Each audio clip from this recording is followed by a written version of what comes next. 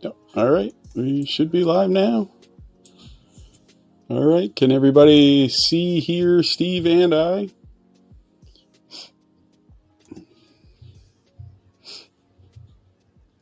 Everybody can. Just let us know in chat whether or not you can see and or hear everybody.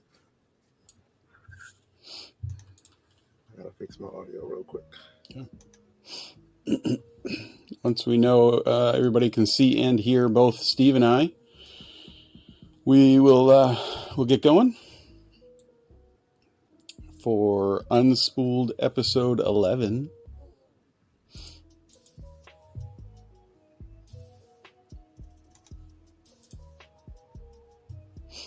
All right, check.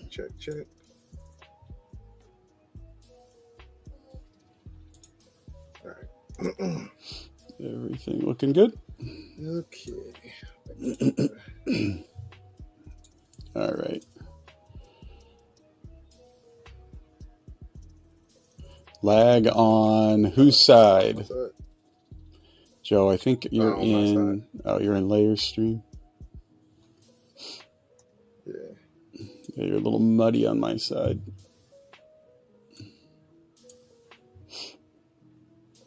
Yeah, so what we're going to be, just real quick, what we're going to be talking about tonight is some new filament, some 3D Printopia news on our side, on Unspooled side.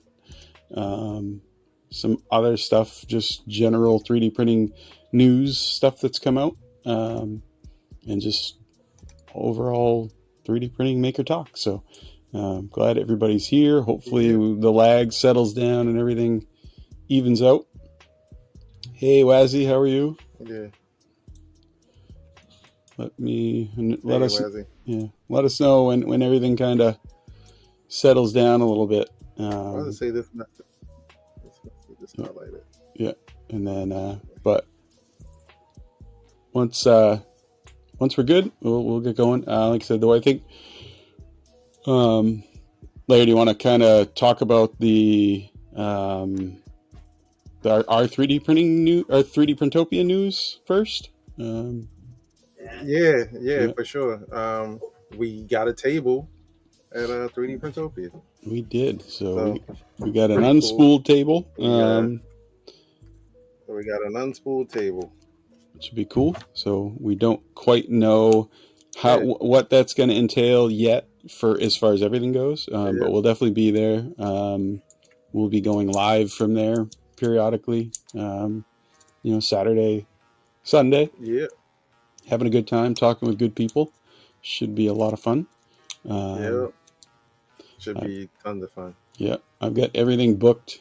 Flight, hotel, rental car, all the stuff booked. So should be a good time. I'm getting there earlier this time because I'm flying. I'll be there early Friday morning versus like 10:30 at night Friday, because we were driving in real late Friday night last year, and so it'd be nice to be there Friday to help set up some stuff. So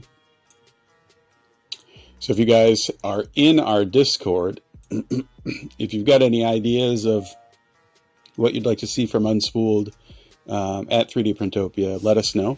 We're always open to cool ideas or things that you guys want to see, and we'll look at that. So yeah, for sure. It'll be pretty cool. So it's just a matter of us figuring out, what we want to do for our booth / table, and we also are kind of setting it up so that the community can, hopefully we'll have enough space for that, but to allow the community to come, and if they want to put a print on a table or something like that, that'll be cool as well. Yep. We also want to set up some space for volunteers that volunteer there. A lot of times when you volunteer, you're like moving around and running around, and you don't get a chance to have a place to put something that you want to share. Yeah. So hopefully, we can do that as well. Have a space for people who volunteer for the event to share some of their stuff and have someone kind of there to watch it for them, which would be pretty cool. Yep. Yeah. Because and like I said, maybe some live streaming and stuff like that. Yeah, because like what a lot of you guys know, Steve and I both volunteered last year, and we both plan on volunteering and helping out this year as well, along with the Unspooled table and stuff. So should be good. So Unspooled merch. So Datamine asks, will there be Unspooled merch? We've talked about it. We haven't quite pulled the trigger on it yet. We do have, through my merch store on Moji, we do have an Unspooled like trucker hat, but we haven't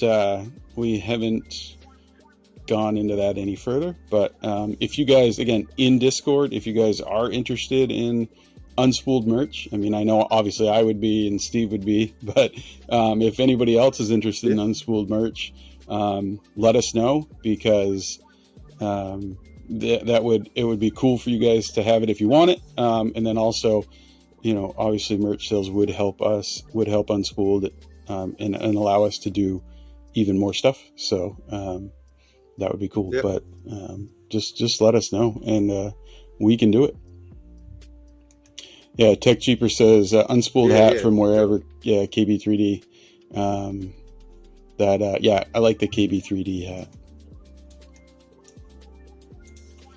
Yeah, hats will probably, we're both hat people, so hats will probably be a big thing for both of us.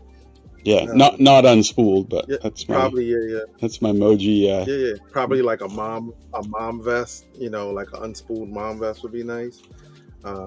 What else? Like a cardigan, an Unspooled cardigan. We're trying to think outside the box. I'm kidding. Please don't think we're serious. A cardigan, yeah.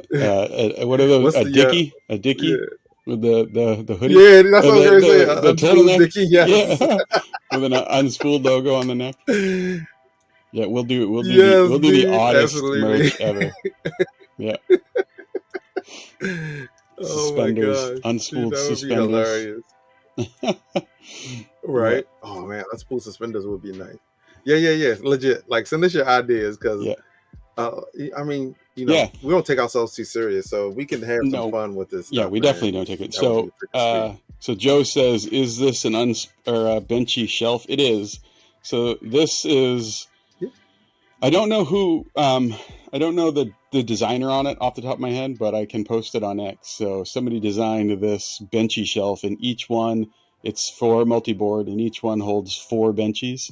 And I have like a bazillion benchies somewhere. I just got to find them all to like line them up. But yeah, that is a benchy shelf. Because I am not like Joe, did you see what Joe said for merch? Just a bunch of loose filament in a box. That's the merch because it's yeah, yeah, unspooled. yeah, unspooled. Hey, it works, right? Just we'll get a bunch of we'll get Steve's samples built spools, put them in a box. Yeah, yeah, yeah. I got a box of samples. Yeah.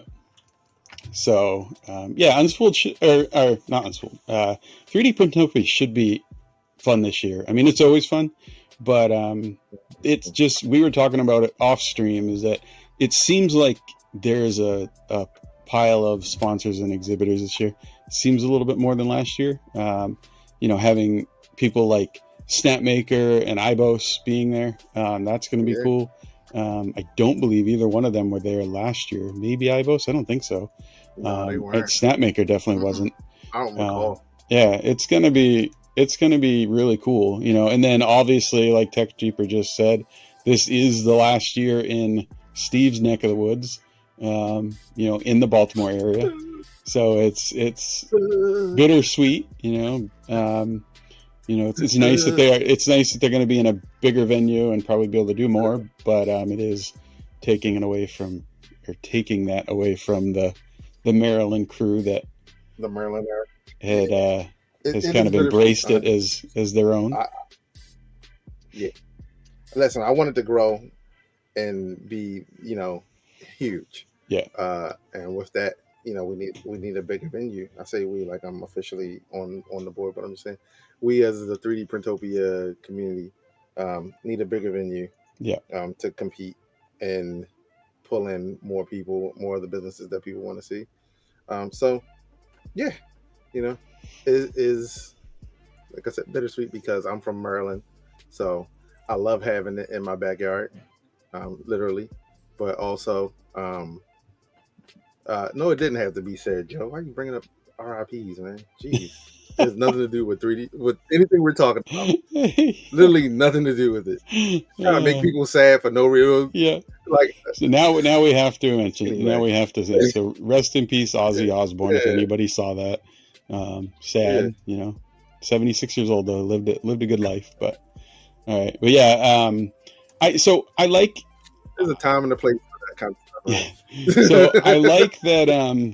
I like that it's going. I do like that it's going to Philly. I mean, it. But like I said, I know it is leaving the Baltimore area, and you've mentioned that's been kind of an unfortunate Baltimore thing over the years of events that become Baltimore based and grow and then get moved out, and that's unfortunate. So it is, I can see both sides of it. You guys, now Philly is a little bit closer to, and I've heard people say this, like it's closer to me, right? So I'm like a 3-hour less drive to Philly than I am to where it is now, but it's also going to be further for people like Florida, Georgia, South Carolina. Are people from Florida that probably used to drive to Maryland now going to want to drive to, another 2 hours? I mean, it's based only off traffic? An extra hour and a half. Yeah. Yeah. Hour and a half, 2 hours. It's not, terrible. For me, it's not bad, whereas though I could stay home, now I have to get a hotel room for that. But, it's, I'll be going to Philly. I think I've gone to Philly like one time, and it's only an hour and a half north of me. Yeah. I've been through Philly several times. So, it's cool, but it's also slightly bittersweet. Like if it was during the if it was like maybe during the summer, and like you could kind of tie it into like some vacation stuff, yeah, that would be freaking sweet. Yeah. But it is kind of like during the school year, so you kind of have to work with that as well. For Yeah. me, for someone that could just drive to it, you know. Yeah. But yeah, man, I'm not. I want it to get bigger. Yeah. I want it to be awesome, and And it, it's the right decision. yeah. And it could benefit, people that fly in because, flying into Philly, it's going to be, the airport's going to be closer because like Polymorph says, I'm flying into Reagan, but that's whether it's Reagan or Dallas or in Baltimore or the Baltimore airport, it's, you're a ways away. So you're flying into Reagan? Yeah. So, oh my God. Yeah. Which is no big deal because I'm renting. Never mind.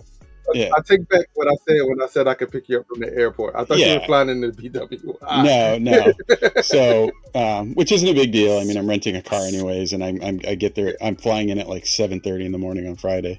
But there might be some other people flying in with you might want to get the word out. You might be able to parlay some of that rental car fees or whatever. Yeah. But yeah, and it's better than like when I drive, like last year when I drove there, like I paid almost an airplane ticket in tolls on the way down. I mean, it's crazy from where I live. At the list of I'm sorry. I'm looking at the list of everybody that's gonna be at Printopia this year. Yeah. They just added Ibos, Ascent Fabrications, I'm not sure what that is. Snapmaker, you got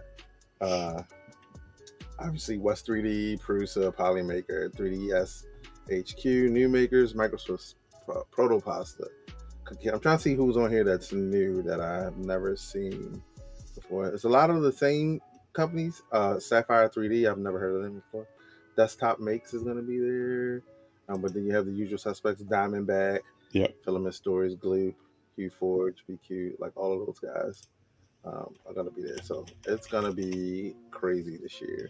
Yeah, I thought it was cool that Print Kits was going to be there. They're neat. They're new. I mean, but they've hit the ground. They've hit the ground kind of hard, and they're showing up at a lot of the events. So it'll be cool. Trying to think. So the layout for Printopia is there's like a main kind of like arena, like gymnasium, or I say gymnasium, but it's like where the concessions are in the balcony there. Yeah. And so you have the main floor, and then you have an upper deck, and so you have a lot of the makers and exhibitors around the top deck. You also have some of them down on the main floor as well, and then there's an annex hall where they have the talks. They used to have the talks in the main room, but it got too big, and they had to go to like this secondary room. Yeah. Like it's cool. Who knows how the layout will be this year? All of the big fish are usually in the main room, so it'll be fun regardless. We got to figure out what we're gonna do. It might not be a bad idea. Like this year, I don't know if they're planning on it, but to like split those platinum and gold sponsors up. Because I thought about that as well. We had talked about it just before stream. Is that we did not. You and I and a lot of people that I talked to and you talked to didn't go to the Ox Hall sometimes at all, or only like once or twice to like go in, catch a talk, and then leave. It wasn't really an option for me because I was announcing, and I didn't get a chance to go. It's not hard to get to, but you have to. I was on the main floor, so I had to go upstairs and then down a hallway to see that room. So I never got a chance to go down there until like the end. Like literally, like people were packing up, and I was like, I just want to see the room. Yeah. And I walked down there real quick to like peep in, and I was like, oh, okay, cool. And they were doing the talks as well as the like Pinewood Derby. They do like a 3D printed derby race in there, and they were also doing. I think they might have been doing like some robot battles or something in there as well. But then you also have outside, like from where we were, they had death racers and stuff like that. Yeah. So it'll be cool. It'll be fun. We got to Yeah. figure out what we want to do for our table. Yeah. My main thing is the make your chips thing. I'm thinking about doing something that'll somehow. I might need to get like a Cricut or something, a way to like allow kids to make. With my make your chips, you can kind of like do them on the fly. So if I get like a Cricut with like a sticker, Yeah. sticker sheets, I can like let kids make up like maybe 10 maker chips while they're there, to kind of like, so they'll have chips to give out if they want to give out a few chips. Yeah. They can come make like 10 chips that they can hand out to someone, Yeah. right there on the spot. So Yeah, and we trying will to figure have out that kind of stuff. I know. Yeah. Yeah, and we'll have so Layer will have his chips. I'll have my Moji chips, but then we're also going to try to work on an unspooled chip. So we just got to figure out what we're going to do with that. So we'll have 3 different chips, maybe a chip At least dispenser, maybe. I'll probably have more than 3 chips. So I'll tell you that. Yeah. I mean, you had like just because you had a few last year, yeah, and then you had leftover ones from Murph that you brought to 3D Printopia last year. I did, and when I cleaned my office, like a couple weeks ago, I knew I had more leftover Murph chips from Murph 2024. I could not find them, and I found them not today. I found them when I was cleaning them off. I was like, damn it. Yeah, a whole pile of them. Now, a whole pile of them. I'm just going to take them, and those will be ones that I give the kids at 3D Printopia. Like, hey, like this is not this event, but here, you can have one of these. Because it's not like they scan them. They just want them. Yeah. I'll use them as like pseudo, like, hey, backup cards or whatever, backup ones, or take one for inspiration or something. Yeah, I'm gonna do one of those make the maker chip dispensers. So put a maker chip to get a maker chip. I just got to figure out a way that I can print it. I can design it and print it in a way that I can like flat pack it in a suitcase and then like assemble it there. So listen, I can always print it for you, man. So, yeah. We'll figure it out. Just to cut down on your travel expenses, or whatever. Yeah, we'll figure it out, even if I mail it to you ahead of time. Bro, I don't know if you guys can hear that, but the puppy is upstairs in the living room. Is he losing it? Going ballistic right now. I can hear his feet. They're so loud. Yeah, I actually can't hear him. I can hear him sometimes when he barks, but I'm not hearing him right now. How's he doing? It sounds like pro wrestling going on. How's he doing? Good. He's doing good. He gets on my nerves, but because he let me take that back. He's not getting on my nerves. We love him to death. Yeah, he's just you got to have the energy. You got to be willing to take him outside and stuff like that, which I am. I've probably been outside more since I've had him than ever before. Yeah, so it's fun. But like he gets like this, like he has a ton of energy. Yeah, so you got to be willing to like, okay. Usually, like before we stream, I'm like, "Hey, I'll be back." You work him out. I can hear him barking. Last stream, he stayed in here the whole time because I took him outside and I ran him.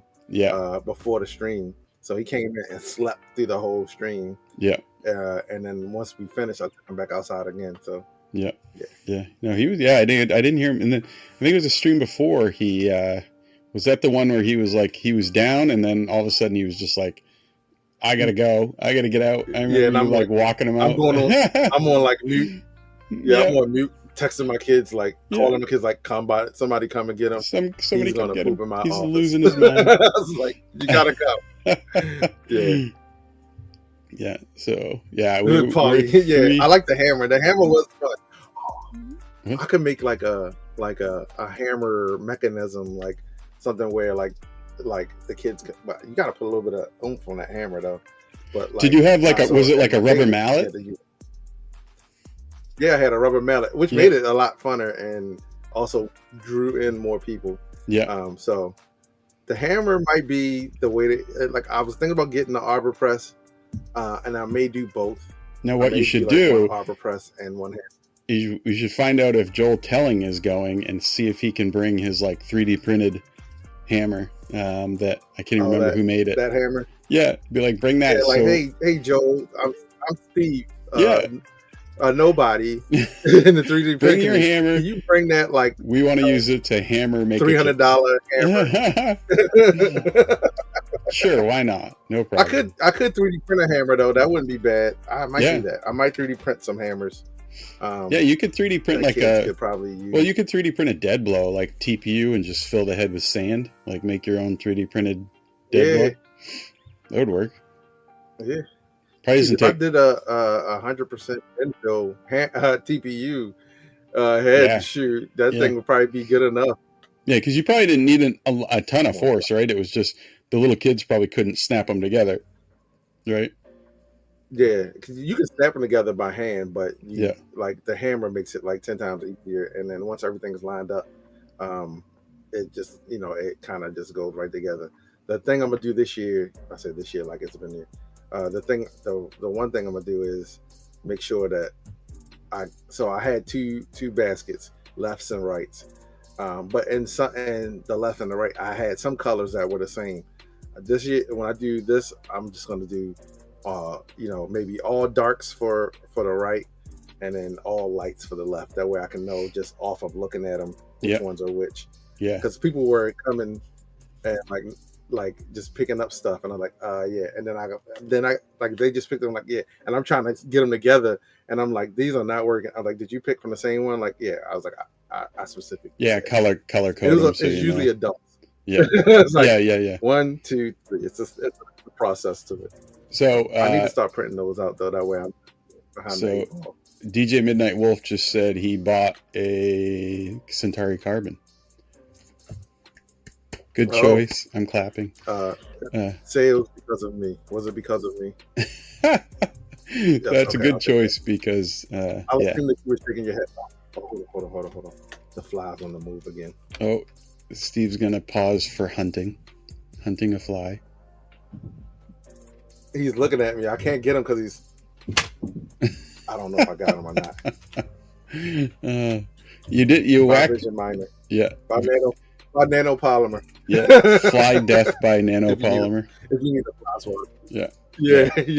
So kill a fly by nanopolymer.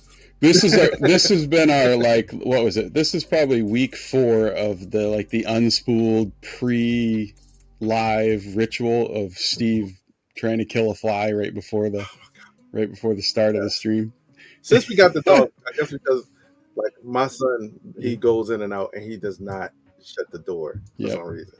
Now they're trolling you though. We always want to a jumbo jet fly in the house. He's back. I see him again.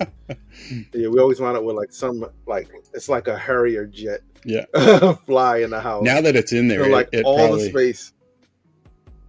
Yeah. I'm streaming. Sorry, y'all. Oh my God. Now that the fly's in there though, it's like trolling you, and it's like birthing offspring just to torment you for weeks and weeks on end. So aside from 3D Printopia, what else is everybody doing? What do you guys got? What have you been doing as far as 3D printing this week? Or models? Who, me? I have not done anything. I did just make this though. Look at this. Oh, it's so nice. You can't see it because it's too bright. But I'm making one of those what's the thing called? Cord managers or whatever. Oh yeah. Yeah, I'm making one of those. Yeah. So my wife definitely what's the word I'm looking for? Torpedo me. She sent the dog down here. He's literally behind. He's walking around. Yeah. Good thing the door was open. She's like something. She yelled something and then sent the dog down. Yeah, I've just been doing more. I've been doing more video game props. So that was the Fallout bomb that I did on stream last week. But I printed 2. I printed this one was PETG carbon fiber just because it was in the printer and I needed to test it. But yeah, just more of those, and I'm printing the finals healing SMG now. But Oh, I did get a new toy. I got a What'd you get? I got a Flow, or the Insta360 Flow 2 Pro. It's pretty cool. Oh, I remember Yeah. you saying something about that. Yeah. It's way better than the other one that I had was the DJI Osmo. It was like I think it was a 3 or a 4. But these are way better, way nicer.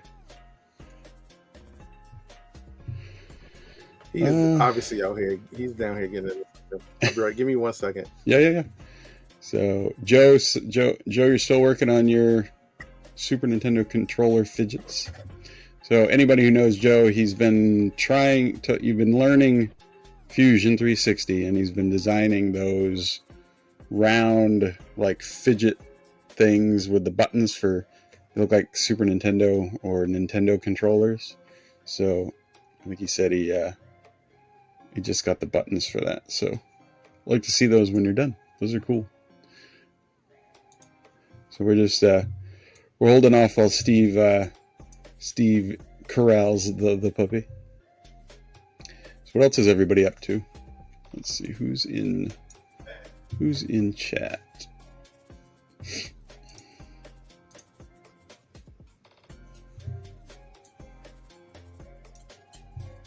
Come on.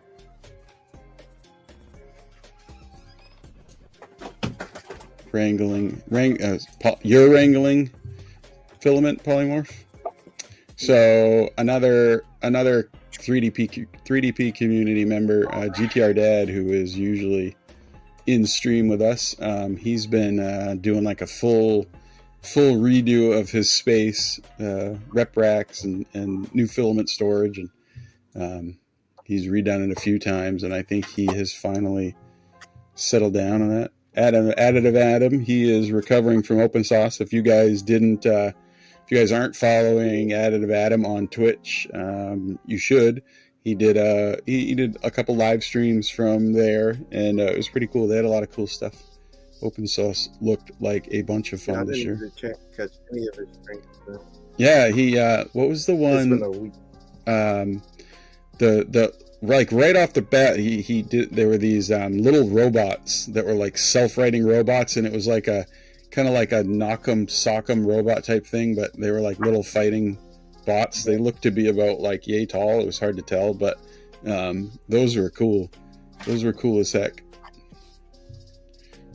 Nice. Yeah, I would love to. I'd actually like to print and build one of those. I tried finding like on the board, and I tried looking them up, and I couldn't find who they were, if it was something that they sold, or that if they supplied the models where you could print and build them yourself, like kits. But they were pretty cool. So, but Adam, if you have their information, I would take it because they were neat. There was that coffee table, the Strand Beast coffee table. You know what Yeah. I'm talking about? Yep. Yeah. Yeah, that was cool. I saw that. I'm like, I saw one. There's one on Maker World where you use the Cyber Bricks kit. Yep. And you can make one.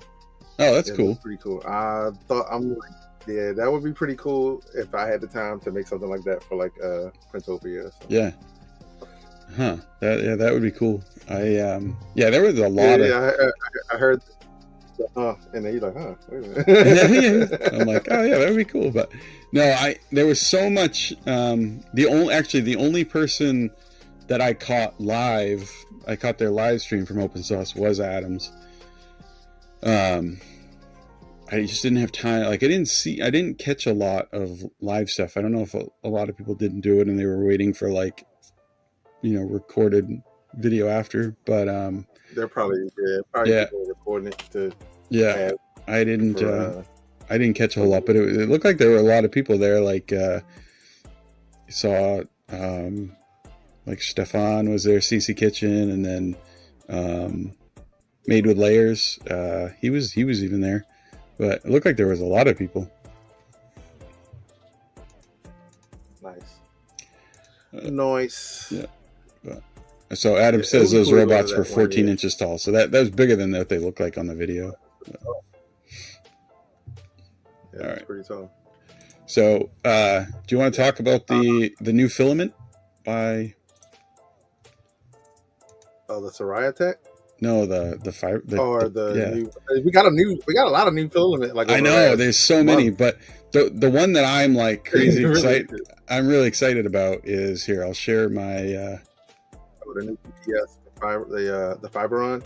Yeah, like this stuff is going to be wicked cool because. Oh yeah. I mean, it's pricey, so you're really gonna want to know what you're printing with it, and have a specific purpose for it, or something that you're going to be printing and selling, because it's not inexpensive. So you're $65.99 for a. And they only do a half or 3 kilograms. Yeah, so it's one or the other. If you want 3, so you're over $100 per kilogram. So it's not inexpensive, but the properties that like what it's capable of doing is crazy. So like I've talked to you about on my motorcycle, there's a flange for that I've wanted to redo, and this would be perfect for that. But the properties on it it's pretty impressive. Obviously I haven't had it, I haven't tested it, I haven't seen anybody that has it or tested it, but like this 4,500 megapascals, like that's crazy. That's like if you convert that to psi, it's something like 650,000 psi. So it's crazy strong and stiff. But the other thing is not only is it that, but because it's PPS, it's like it's basically not hygroscopic at all. So it absorbs water at a lower rate than the vast majority of PLA. But it's flame retardant, chemically resistant. Like, I mean, look at the temperature resistance. Like, that's wild. Yeah, it's going to be cool stuff. But yeah, and it's fairly printable at home outside of the whatever. Yeah, I mean, basically anything. PLCs.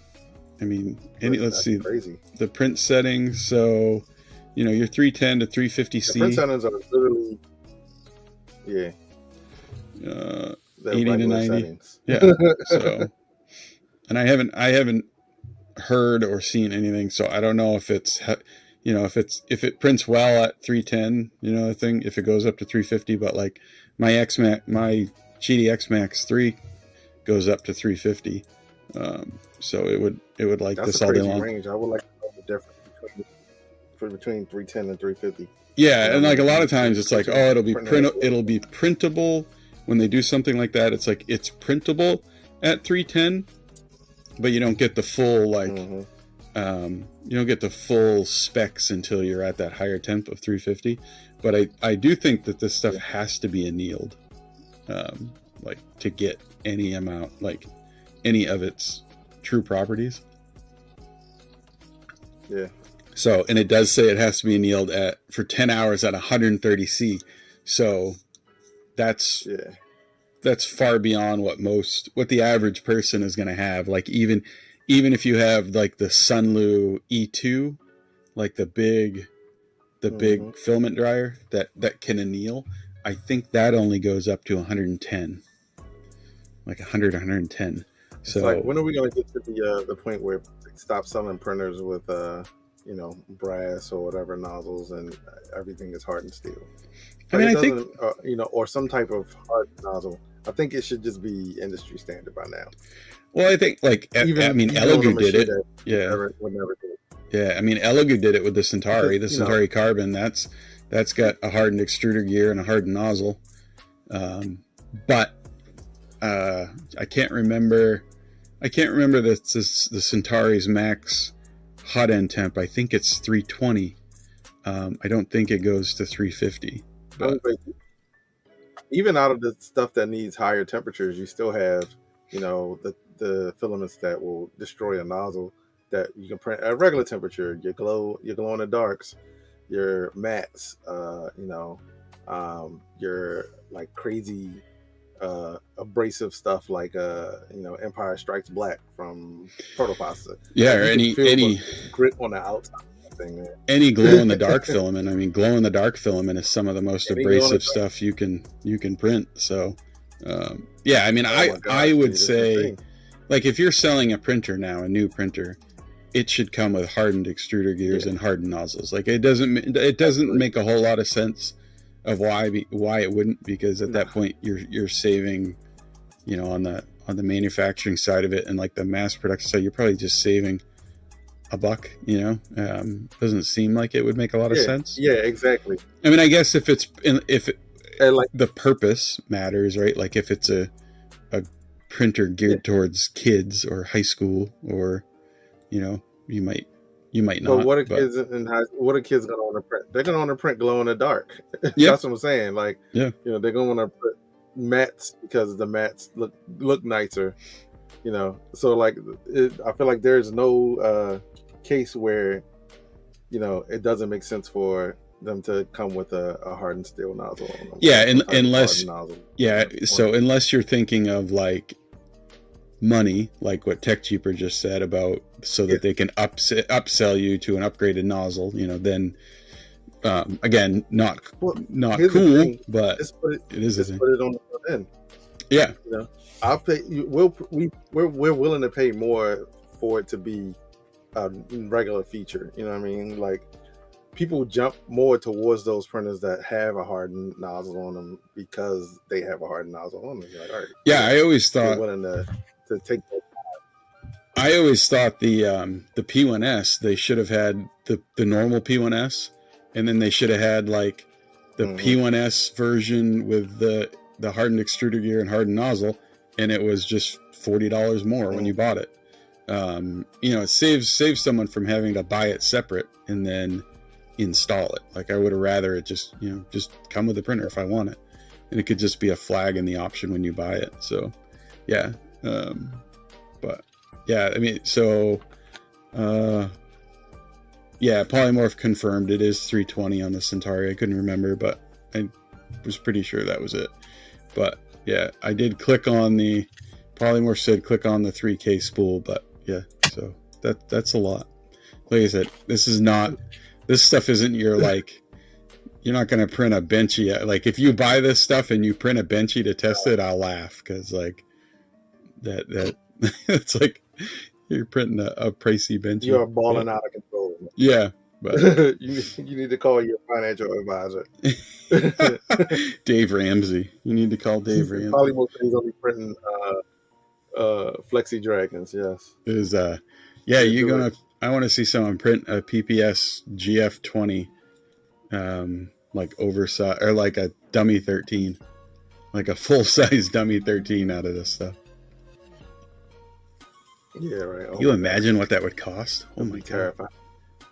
be I $500. mean, so speaking of Dummy 13, Yeah, it kind of looks like a robot. Just imagine, like, once like robots become like a real thing, yeah, like a real domestic thing, and like we are people with like 3D printers, like we'll have the coolest robots around, hands down. You know what I mean? oh yeah. You can It's a deck out guarantee. It's a guarantee. you can print your custom parts for your robot. Well, there was something on the news this past weekend about the robot that, like, Elon Musk's company is building. I can't even remember the name of it now. They were saying something within like 3 years, you'll see this robot like serving you popcorn somewhere. I mean, who knows if it was like 3 to 5 years or something. So if you go to the movie theater, and there's going to be a robot behind the counter, filling your bucket with popcorn. I don't want to get into the like taking a job type of thing, so let's steer clear of that. But they're still awesome. Yeah, it is. Yeah, robots are awesome. This is AI. They are. Listen, AI is awesome. Robots are awesome. Yeah. I just like to protect, regular people from stuff.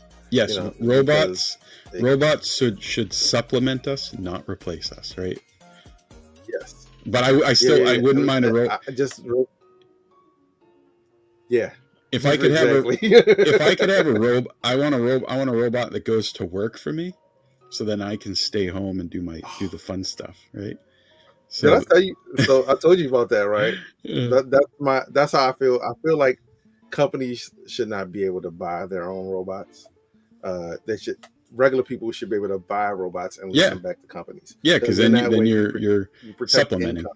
Yeah, so Yeah, the robot goes exactly. to work for me, So and then I I can stay just home and do fun stuff. yep, Yeah, yeah. You can lease your robot out to Ford or something to go work in a factory, yeah. It's like if you're a and truck it's not driver and you're an necessarily taking owner their job. operator. Yeah, Yeah, yeah. Like if you're a yeah. truck driver, you own your own That's I truck. think the only way to Yeah, that'll be the best way to protect like the economy and people from just being uh, completely unemployed yeah, and yeah. no Because I no mean, you way of can't making money or whatever. you can't do that, and you can't realistically do that like you see it done in movies, right? You can't realistically do that and even have an economy, right? Like because Yeah, exactly. nobody can buy your stuff. So, but all right. So let's see. We talked about the filament again. Cool stuff. If you're into technical filament and you're going to be printing, as they say, car parts, take a look at this stuff. And the other thing we were talking about was that you and I are both interested in. We've talked about this many times before in Discord and even in Unspooled is 3D printed shoes, right? Um, Yeah. 3D printed shoes, footwear, flip flops, whatever you want to think. So, a number of years ago, there was the one on printables, and I can't remember the guy's name, but I talked to him on X a bunch of times. But he did the sloffies or something they were called. They were like a 3D printed flip flop, and that Hmm. was like one of the first ones. But it's now they're everywhere. But Yeah. the one that I have been following because I have my wife has a pair too, like the 4D Forward, the Adidas, the 3D printed soles from carbon. Hmm. Um, but a full 3D printed shoe is what I've been interested in. Um, and this is the one that I've been following for a while, uh, which is the Nike Air Max 1000s, which was supposed to come out in like this past spring. They've pushed it out. Now they're Hmm. saying this summer of 2025. So sometime in the next couple months. But is this? I know you and I have talked about designing our own shoe, printing our own shoe. But are you also interested in buying a commercially sold 3D printed shoe like this? It's double edged, right? Because if I know that I can design my own shoe, then I'll just make my own. And I think the one of the biggest issues in 3D printing in general is that a lot of times we say we have a 3D printer. I can just 3D print everything for it. Everything could be 3D printed, And having like done like some stuff with leather and stuff like that, I think the better option is, you know, mix your materials. You know what I mean? So like, you can print your sole. Your sole doesn't have to be directly attached to your shoe. You can still, attach your upper shoe to your lower shoe, via maybe TPU gloop or something, Well, you or just you use, actually stitch it together similar to how yeah, I people mean, stitch stuff together now.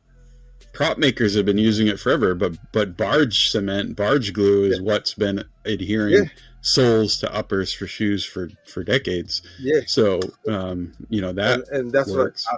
it'll be cool to have one that's completely 3D printed. Nothing is like all in one piece. Yeah. But I also think that like it, there's a happy medium in between, where you can kind of like combine the old with the new and still get a good shoe that will last. Like we don't know. I've seen videos of people, printing shoes, and then like the Cloudberry, and they say that the one I watched his name. He's a cool channel, new channel called 3D Fish on YouTube. He been testing out like 3D printed shoes, and he did the Cloudberry, and right where your toe would flex, the shoe kind of started coming apart right there. Yeah, You which know, is um, I don't usually the know if place. yeah, and I don't know if he printed. I'm not sure if he reprinted that one. He printed it in TPU 90A, I think, and so he's been reprinting stuff in TPU 65, I want to say, and it's been lasting and handling it a lot better. But I think even with TPU 65, I think he had some issues right where the shoe was kind of like rubbing against his ankle, and hurting a little bit. So Yeah, because you I don't. think the biggest thing is, yeah, If you have a fully printed shoe, you have to you have multiple things. You have the flexibility of the shoe, the durability of the shoe, the comfort. It's got to be comfort. So comfort. if it's not wearing out fast enough, meaning it's not real soft, but then it's going to be stiffer. You're not breaking it down. Yeah. It's going to be less comfortable. But then there's It's a like lot of a new pair of Doc Martens. yeah. If you get a pair of Doc Martens in your size, you are making a terrible mistake. I've never Don't owned ever Doc buy Martens. Doc Martens in your size. Oh my gosh, dude! I bought a pair of Doc Martens, and so I went under the theory that boots are usually cut bigger than what you need, so I'll just buy my size because it'll be cut bigger. And no, dude, like first of all, Doc Martens in your size like they were unwearable, especially in the toe flex area. I felt like every time I like took a step that like someone was trying to cut my toes off, dude. I was like, I will never buy Docs in my size ever again. You gotta buy them a size bigger. But like, you gotta go a size and a half bigger. A lot of the fully 3D printed stuff that people, us as 3D printing people, are making, a lot of it's dependent on the filament, right? The material, and there really hasn't been a perfect shoe material that has like the layered adhesion, the stiffness, the wearing, like, because like if you're doing a Croc style shoe, something like the Soraya new Air TPU or a foaming type TPU is gonna print and be similar to like a Croc foam.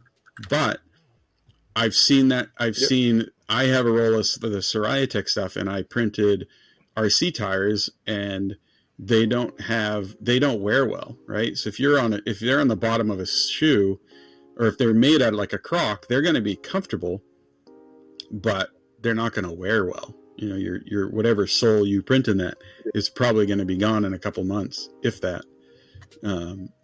So it'll be interesting to see if someone comes out with a strictly made for 3D printed shoes filament. You know, that's not something like this Nike thing that's obviously a commercial based something.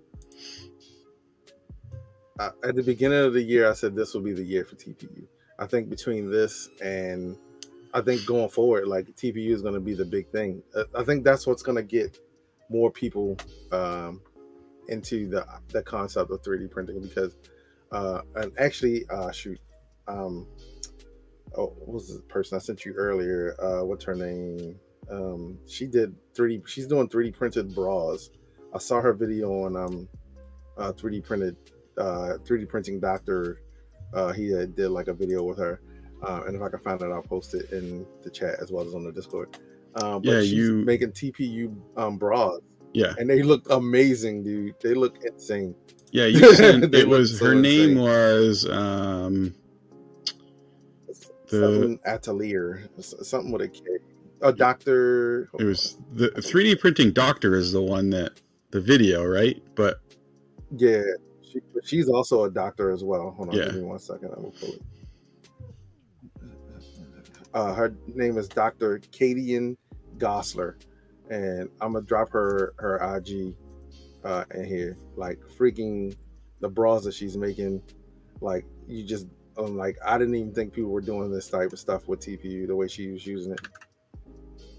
Yeah, I mean the great thing about TPU, and then like a lot of people don't realize it, and there's so many different types, right? So you have A shore hardness and D shore hardness. So you have D shore hardness like a 64D, which is still flexible, but it's more rigid. But TPU is incredibly impact resistant, and the layer adhesion that you get with TPU is way greater than PLA or PETG or ABS or anything. So if you print like a lot of FRC teams for First Robotics, will print a lot of structural components out of like a Yeah. 60D or like a 70D or even like a 95A, because when they get struck or impacted by a robot that's 130 pounds and covers 3 meters per second there fast, these parts absorb the impact, and sometimes they'll it'll scrape them or score them, but they don't obliterate, right? Like PLA or even a good PETG, if they get hit hard enough, they just come apart. It just shatters.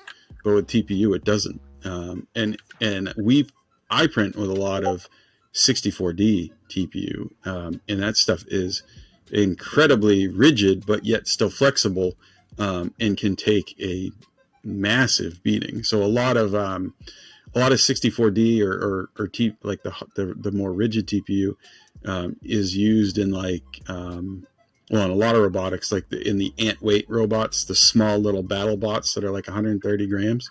People now are printing like whole shells and cases for those in TPU because they can get hit and not just shatter into a million pieces. So TPU is I'm thinking about awesome. doing some of my Death Racer.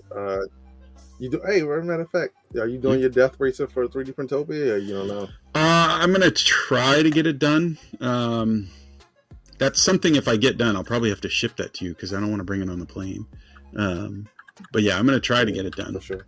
But mine will All also right, be cool. TPU. But Yeah, I'm thinking about doing mine on TPU as well. yeah, yeah, I've Just got for like some. what you said for the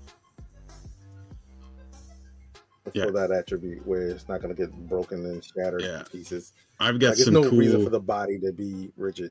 Yeah, no, I mean well, in like I've got a bunch. I've got some really cool 64D, which um, is incredibly rigid, but yet it's almost like a Mhm.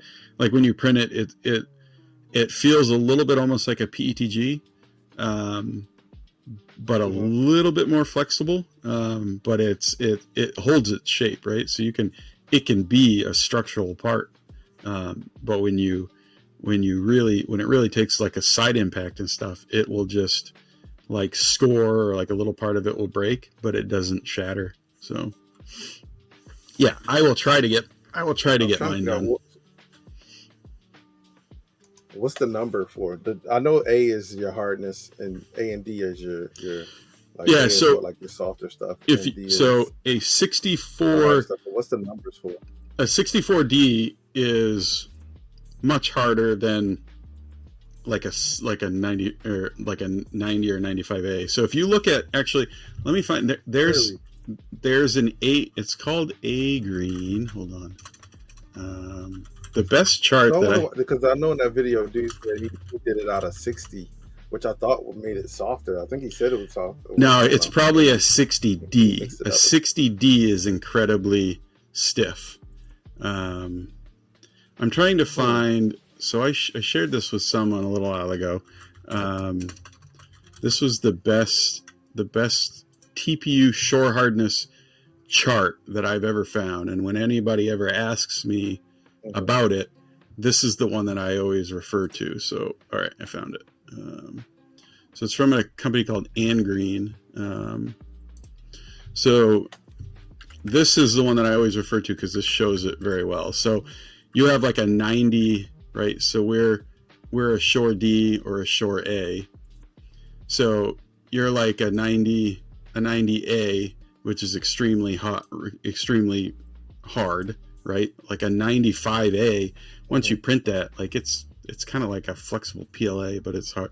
But then you have like Yeah, it's got. a 60D, um, is also rigid, um, but it has a higher like structural impact resistance than a lot. So yeah, this is the one that I've always gone at, this chart whenever and I like that they even give you like examples for typical things, right? So like 60 or a 60A medium hardness, soft tire or rubber seals.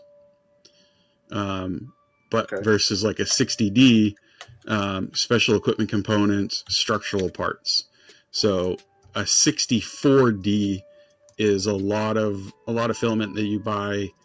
They're always a 64D. I don't know why it's 64 versus 60, but in this range, a lot of robotics will use it because it's structurally sound and rigid, but yet it's still flexible and can take a beating. But yeah, if anybody was ever looking for a chart to explain it, or if you ever have anybody that asks you, this is the best one I've ever found. So I was trying to drop it in the side chat. Yeah. So that people can get to it. And we'll also drop it on the Discord as well. Yeah, I definitely want to make my own shoes. Yeah. I want to do like maybe like some kind of like mixture of like different materials or whatever. It'll be pretty cool. It should be fun. Yeah, I mean you could do. Yeah, so and somebody had said the Sloffies. So yeah, Wazzy had said it was Gendre, and I believe Gendre is from like Egypt or something. Really cool guy. He's the one that did the Sloffies, which basically were unprintables, and they were just a TPU flip flop, or a slide. Not like the between the toes type of flip flop, but like a slide. And they were really cool, and a lot of people were printing them. And I've been meaning to print a pair, but they were really cool. And I remember that was like early on. I think he came out with those. Oh yeah, okay. So yeah, Namibia, but he's a really cool guy, and but he was really early into when he put those out, because I feel like those have been out for 3+ years, maybe longer. And I don't know if he's ever done any other footwear, or if it was just those. But if you guys look him up, he is on printables. Yeah, and a lot of people do.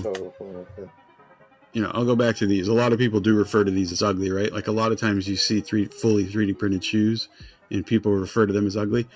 I don't mind them. I actually like them. Not in this oatmeal, but I have seen them in red, black, blue, and when they're in black or like the dark blue that I saw, they look a lot better. But obviously, not everybody's going to wear something like this. But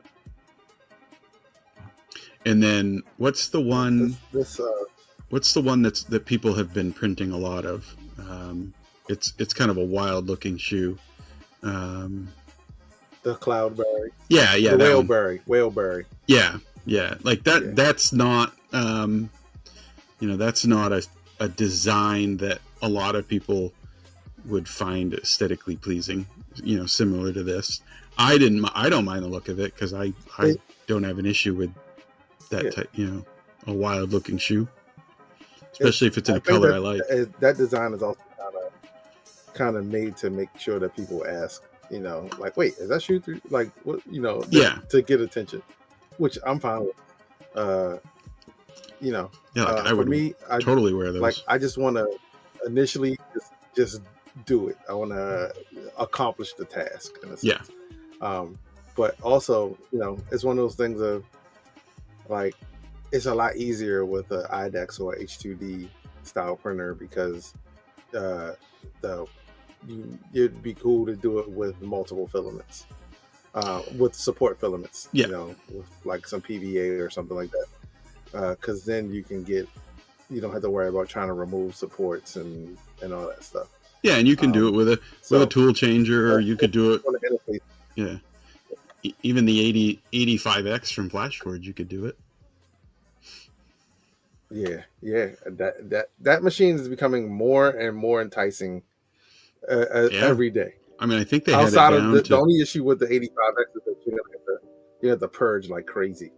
Like there's going to be a lot of purging. Yeah, and I think it has gotten better since the initial run of it. but so I think they have been able to cut them down a little bit. But yeah, I mean it's $369. It's Well, pretty I mean, inexpensive. the issue is going to be that the PLA to TPU, if you're using PLA or whatever to TPU cross contamination in the nozzle, potentially messing up your print. So you're gonna have to Yeah, do I mean some serious purges for me, between if I was going to be cycles. doing a lot of those, I would want a tool changer. Mm-hmm. So either the XL or the new Snapmaker U1. Tool changer is the way, or the like the Bond Index. Like, I think if you're going to be doing a lot of that, if you're going to be doing a lot of different material support, having an IDEX or a tool changer is obviously ideal. Ideal, and not going through a single nozzle with an AMS type thing. But yeah, yep, it's going to be interesting. It's going to be interesting. But so it'll be fun to be able to make stuff at home. The one other thing I want to mention about the shoes is that from what I can tell, they're doing, even though they look like a single unit, there are multiple pieces within multiple pieces, so that you can do different types of supports. I mean, different types of infill, because that's the biggest thing, is that you need to do different types of infills for different parts to kind of accomplish a comfortable shoe. So like your sole may have like 15% honeycomb or something, or a gyroid, and then like the inner sole might be 10%, so well, that it's a little softer. I mean, it might be so some. That's the cool part about it. Yeah, I mean, you can use modifiers and stuff, but it might be interesting to use like an adaptive cubic, because adaptive cubic will adjust where it needs to, and it will change the infill percentage. So it might be an interesting thing to test with it. But I have yet to print a shoe, and Agro says Crocs are ugly. I'm a Croc person. I love my Crocs. Right. I'm at least a Croc style shoe person. Yeah, I'll say that. I bought some Morels that were pretty nice Croc style shoes. Yeah, that I love. I love my I Crocs. gave them to my son though, because I wear Crocs out. I wear Crocs to the point where they're like slicks on the bottom, and I have to get rid of them because they become dangerous. Well, here's what you do now. You can just print new soles. You can just print new soles for them and just add it to the bottom. I'm wearing them now. I wear them every day. I bought some Walmart Crocs when we were at Murph, because my feet were hurting in my sneakers. Yeah. And so these are the Walmart Crocs.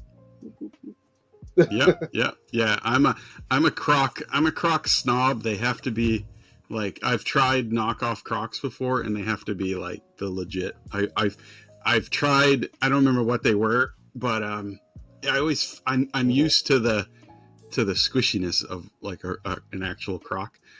Some of the other ones are just, they're too firm for me. I like the squishiness of Crocs, but I mean, obviously they're not like the style. They don't look great, but if you give Crocs a chance, there's nothing more comfortable, in my opinion. If you give them a chance. Give Crocs all of a chance. It became was it a telethon for Crocs? Yeah, I'm now a Croc shill. Not a sponsor. Yeah, not sponsored. Not sponsored by Croc or. Dude, I would love if I was a full-time streamer, Crocs could sponsor me, and all I would need is like a lifetime supply of Crocs. Just give me like one.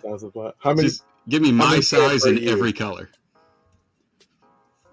Huh? Oh my gosh, that's ridiculous. I wear a different color every day.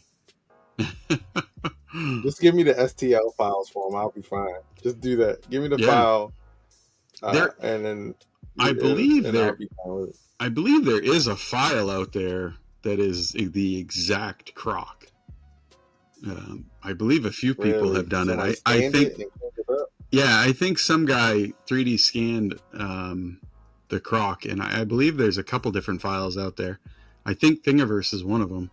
Um, and I know Danny Neokoi printed a Croc style shoe. I don't know if it was the real yeah, Croc or not, but no, yeah. I think that the one that he did is one that's popular, and it's similar, but I think it's different. But Mm. there is one that's out there that is it actually has croc like on the band or around the top. Oh Um, man. and it from what I've heard is that the guy actually 3D scanned the croc and then cleaned it up. I just haven't printed it, Oh, and I think most of them print kind of like on the toe, you know, kind of vertically, but yeah, is yeah. how Or most on of the them. heel, one or the other. Yeah. Yeah, and with TPU, you never have an adhesion issue. I mean, half the time you can't get the thing off the build plate. So The only issue that I see when people are doing it with no supports, like they'll print them with no supports and they'll stay printed, but when it's being printed, it's bouncing. You know what I yeah, mean? yeah, I've seen that And I'm like, too. why would you not use a support at that time? Yeah, Yeah, yeah, I've seen that too. Like even a manual support just at the top to kind of keep it from, because I have seen that, and then yeah. they've said like, oh, you kind of get some like layer shifting at the top of it where it starts to flex. So additive Hear, Adam said Danny hear me printed out. 2 left Crocs, and Yeah, he did it. I Yes. remember that. I think he did a TikTok Yeah, video about it being 2 lefts. he did. Yeah. Um, hear me out. Here's the thing. They should make a 45-degree build plate, right? A build surface, or like some type of like I'm printing a shoe. I'm printing something that is gonna be at 45 degrees when it's printing, right? And then you home and you're printing those that is, it's using that type of, let's say, like extension or whatever, I don't know what to call it, add on for your plate.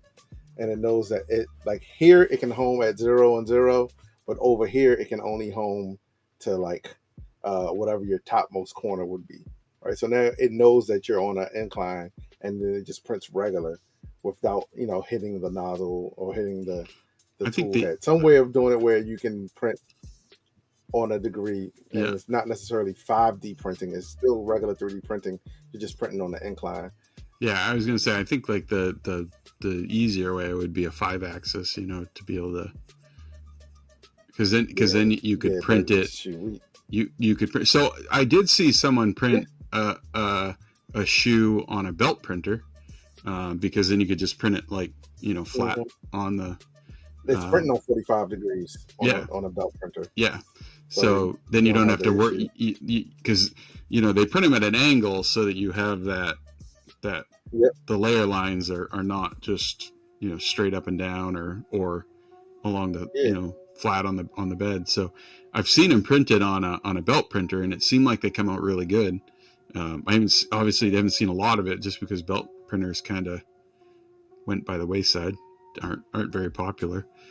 Yeah, Polymaker gets it. He's like, or be able to add magnetic spacers that can be added to a slicer to use less support. So yeah, dude, honestly, Yeah, yeah, it I would be mean cool. supports material is so It's good fun to now. do. Like I remember, I mean, even 5 6 years ago, like people were terrified to use supports, right? Like you would do crazy stuff to like design a part in order to never have to use Hmm. supports. But nowadays, filament is material is so good, and printers are so good, and It the is. slicers are so good that supports are just not a big deal anymore. You know, like It's if not, but it does take a lot of time for certain things, and I it think does, yeah, the time, and then sometimes the uh like the adhesion to some surfaces, um it's hard to kind of like get around, like I think I mentioned before, when I print like the buzzies.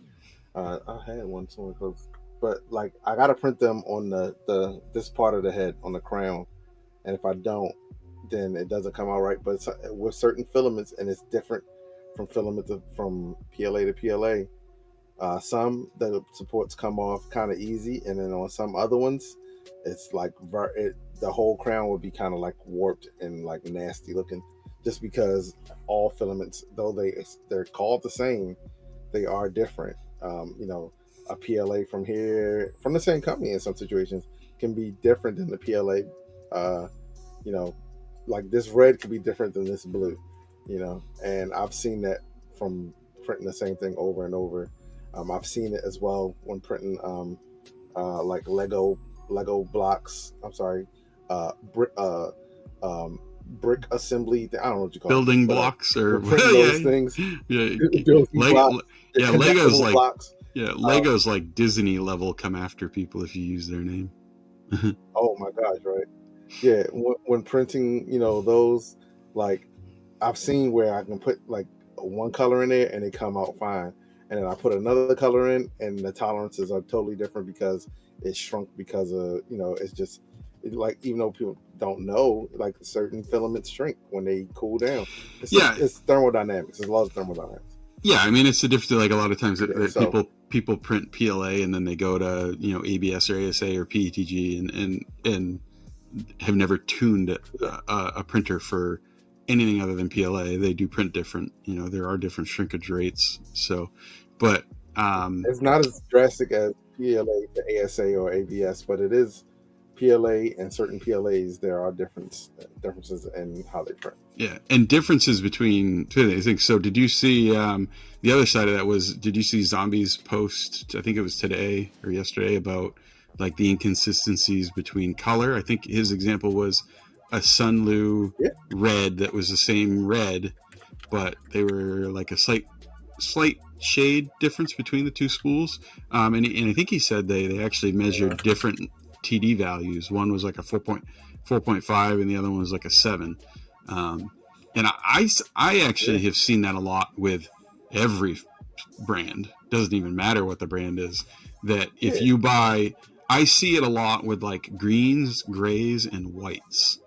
Like I've bought greens from all kinds of brands, and then like 8 months later I'll buy the same green and they're just slightly different. Like the shades are just slightly, different lots or something, and the shades are just slightly different.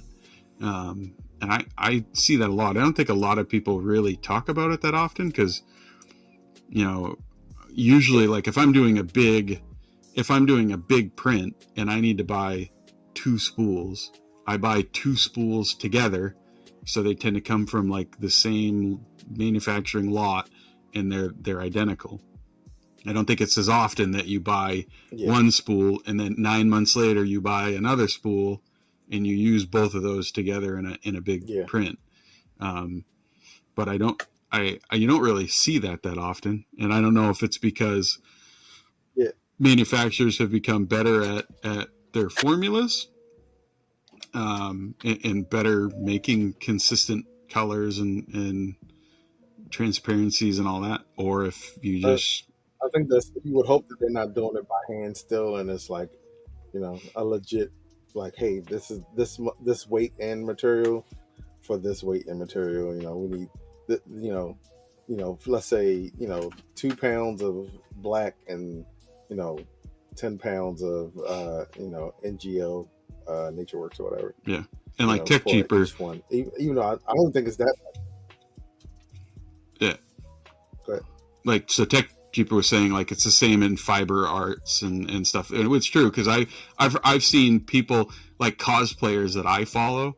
I've seen them post videos and posts about like they buy a bolt of fabric and they use it and then they need more, and but the project's been going on for months, and then they go back to the same store, buy the same fabric, another bolt of it or another number of yards of it, get it home, and the shades are just slightly different, right? Same company, same brand, same fabric, same color, but the shades are slightly different. So I think it's like that. I think he's right. I think no matter what you're doing, different runs, different manufacturing lots, you're going to find that. I don't think I find it. I don't think it's as often as it used to be, but I still do notice it every once in a while. Like, I know the last time I noticed it was with two different Overture. They were just basic PLA, and it was white. And they were the same spools, but I had bought them like 4 or 5 months apart. And one was like white, and then the other one was just slightly yellower, or like more of an. It was still white, but when you had them up against each other, you could see the difference.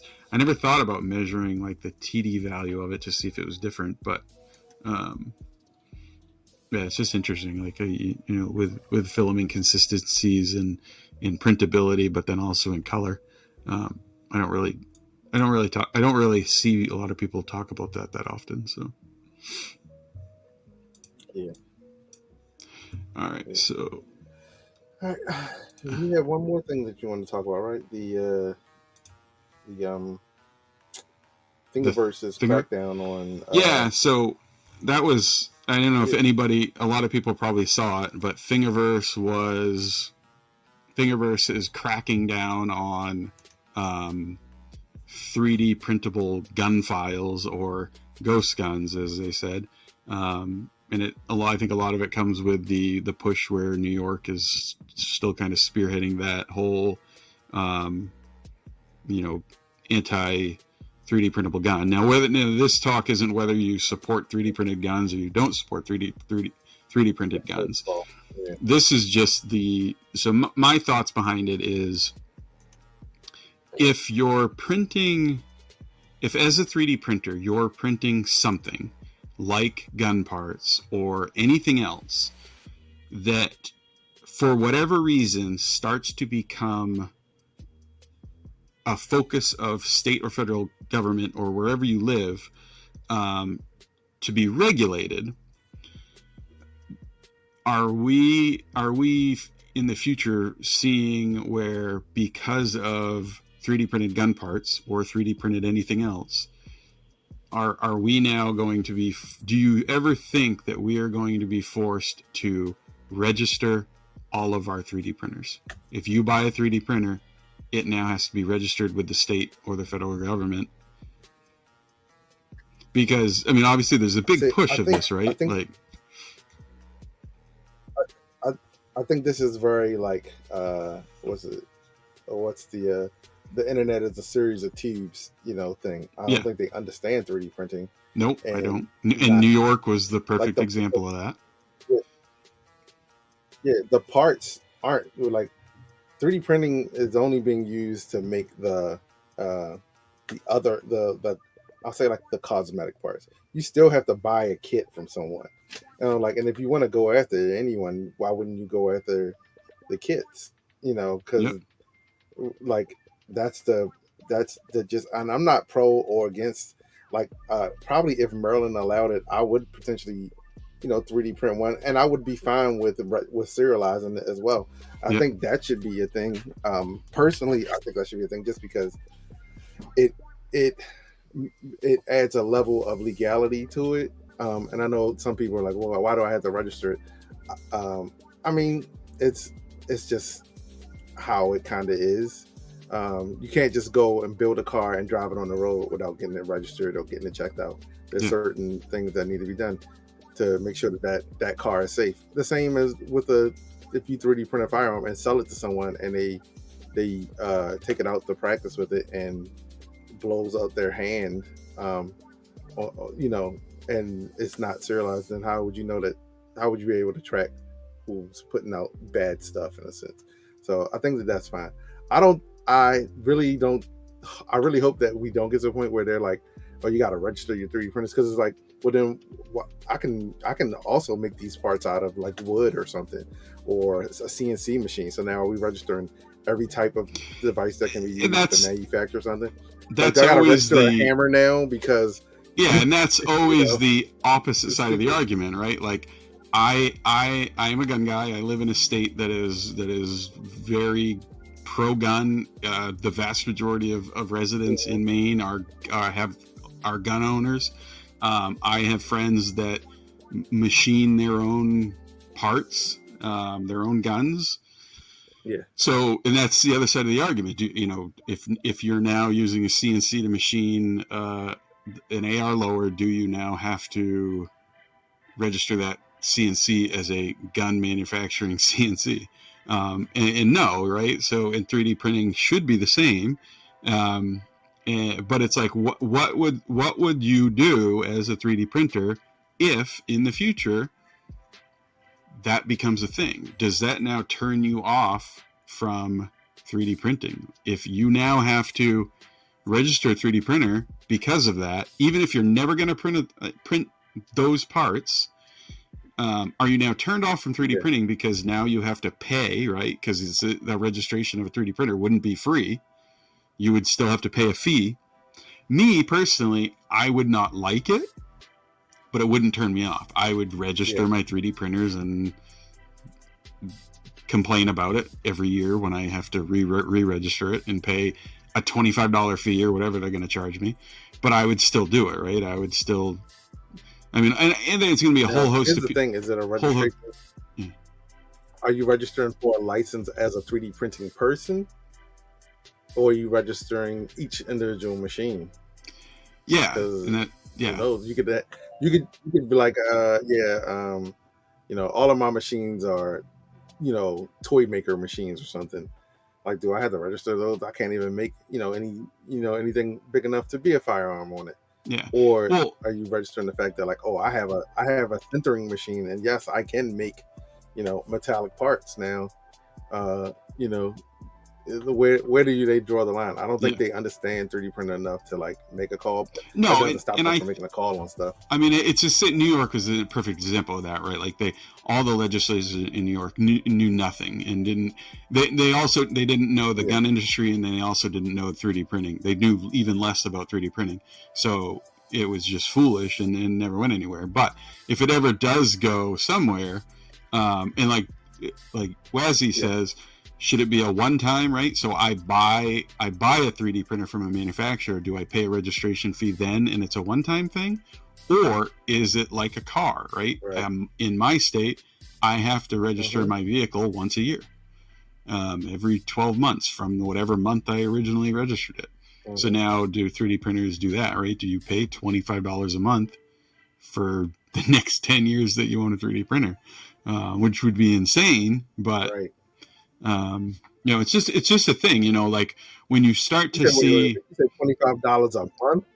Ain't no way. No, like it's $25 a year, annually when you have to register. But it's just something that I think a lot of us, you talk about it when you start to see, we all talk about Fangs, printables, and Maker World.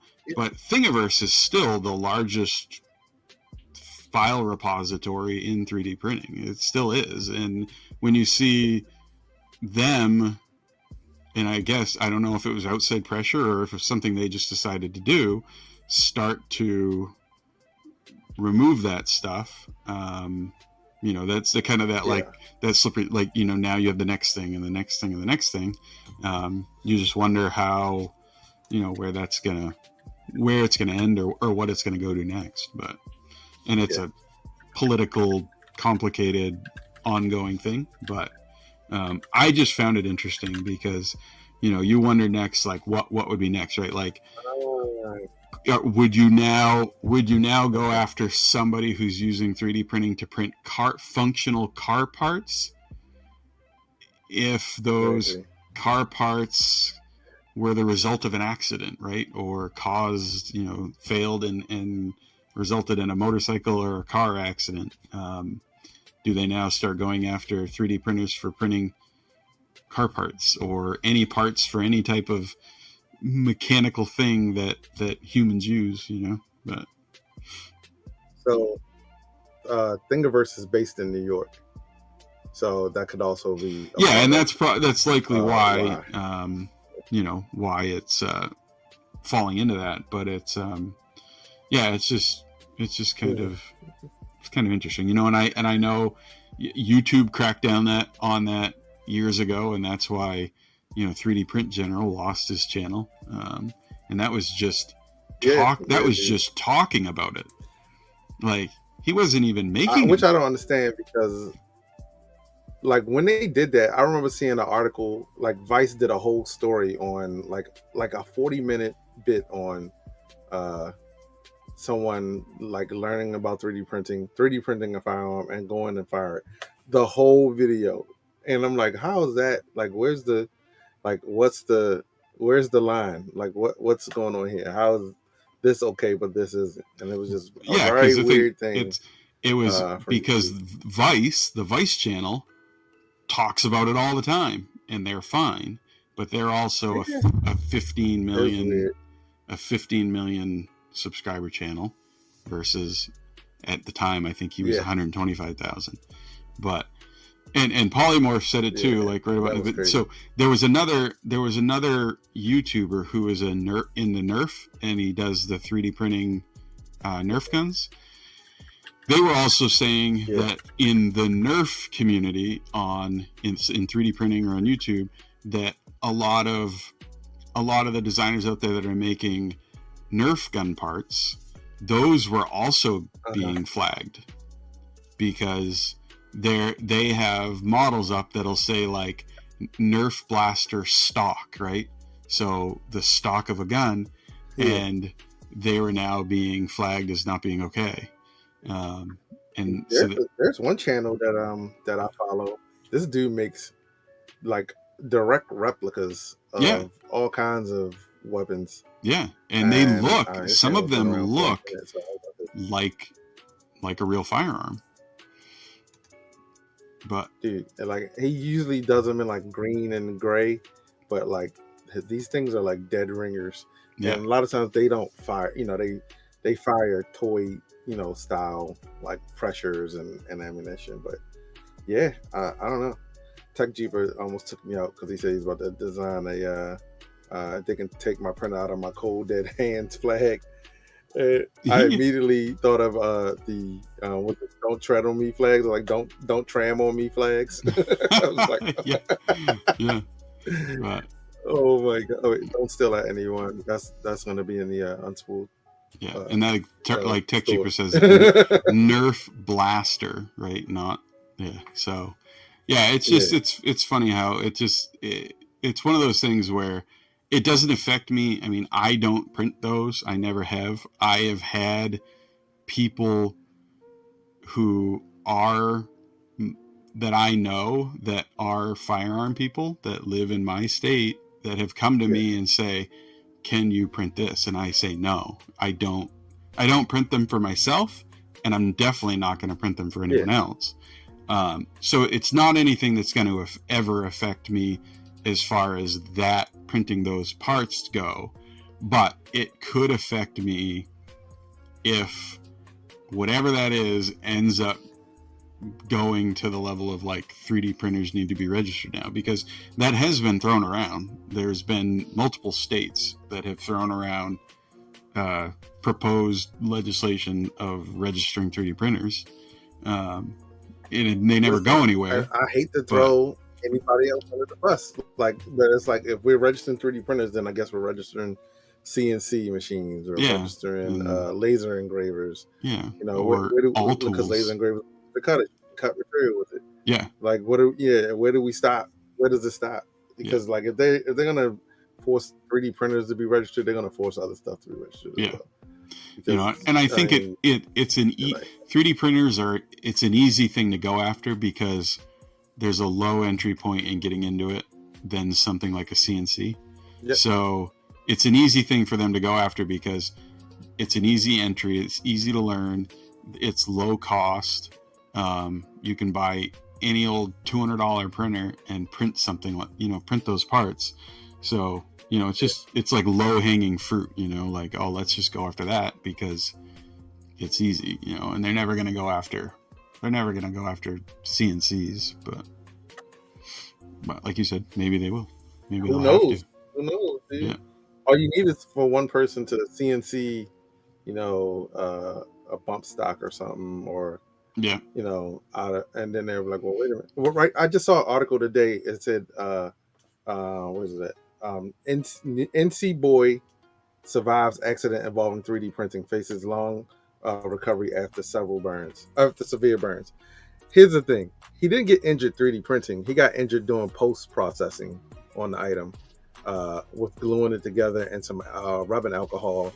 And he had like something that he was using, like let's say like a torch or something. Yeah. And set the towel on fire, and then knocked over the rubbing alcohol. And the article, the title makes it sound like he got injured while 3D printing. Yeah.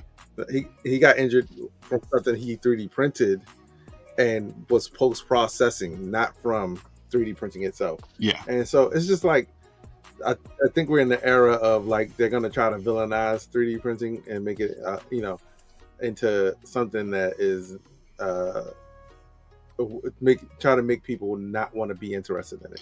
Yeah, because I mean that's the equivalent of like, oh, I cut a 2x4 on a table saw or on a miter saw, yeah. And then while nailing that 2x4 up, it fell down, hit me in the head, and killed me. And now it's the saw's fault, right? That you cut the the 2x4. Yeah, I mean it's just crazy. Yeah, and I didn't actually see that. And was it confirmed as being a real story, or was it like? It's on W Raleigh News, so everything about this looks legit. It's on there on the W Raleigh website, unless this website is not a real website. Yeah, it is. Everything about it appears to be 100%. Yeah, because you always see those like those Reddit posts where someone posts a picture in a post and they're like, oh, 3D printer burns house down, but then you look up in the news and you can't find a single news article in the area of a house burning down due to a 3D printer, and it's like, really, is that real, or is it just some person making a Reddit post?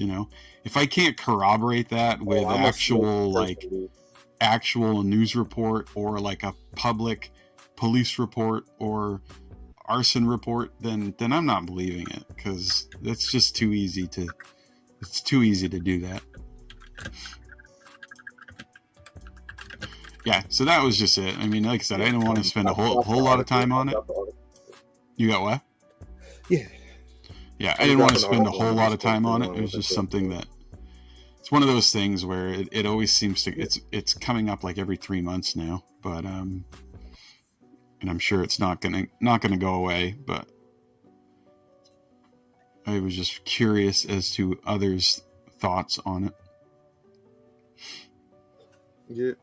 So Tech Cheaper said, the kid was trying to vapor smooth with IPA.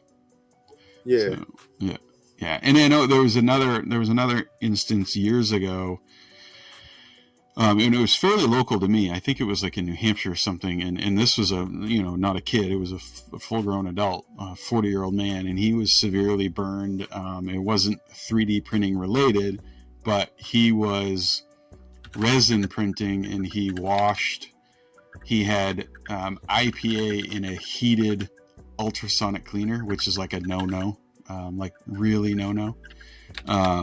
And something had happened, and the IPA had leaked down into where the heating element was, and big flames ensued, and the guy was burned. But the headline was, at that time, and again, this is like 4 or 5 years ago, but was New Hampshire man gets burned while 3D printing. So it's very similar. Oh my God. But that wasn't that. It was, he used it improperly. You don't put IPA in a heated ultrasonic cleaner. I think they even, my last ultrasonic cleaner I had, I believe, had a giant sticker on the top of it that said, "Never put flammable liquid in this." Like, I'm pretty sure they all come with that. And it's like, tear that off and then fill it with IPA, but. So, so I mean, it's interesting. Yeah. The only other thing that I had listed that I was going to talk about was, and it's really nothing, but it's just, like I think Denise, STL Denise did a article on it with another person for Tom's Hardware, and then Laura Griffiths, she did an article on TCT magazine about the tariff fears and how that steered like the Q1 2025 3D printing community to like record numbers in shipped printers and purchase printers, which is kind of funny, right? Like obviously those type of fears, because I saw it too. Everybody was posting on X like, buy your printers now, beat the tariff prices.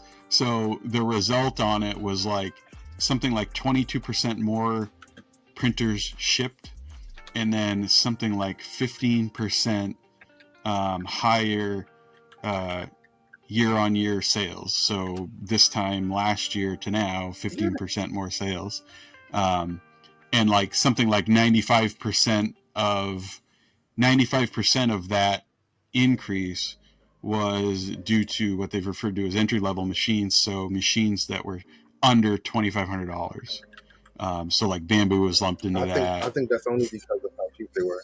Yeah. So like Bamboo was lumped into that.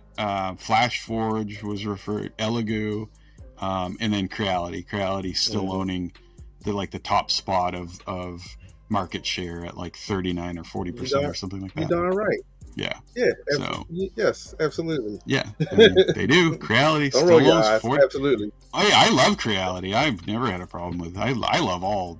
I mean, there are brands out there that I have issues with this and that, but I love all printers. So they even that stupid little Monoprice Delta Mini that's out in my hallway that's been sitting there for like 2 years, I still love that little thing, even though it's loud as hell. But yeah, but no, it's just interesting how.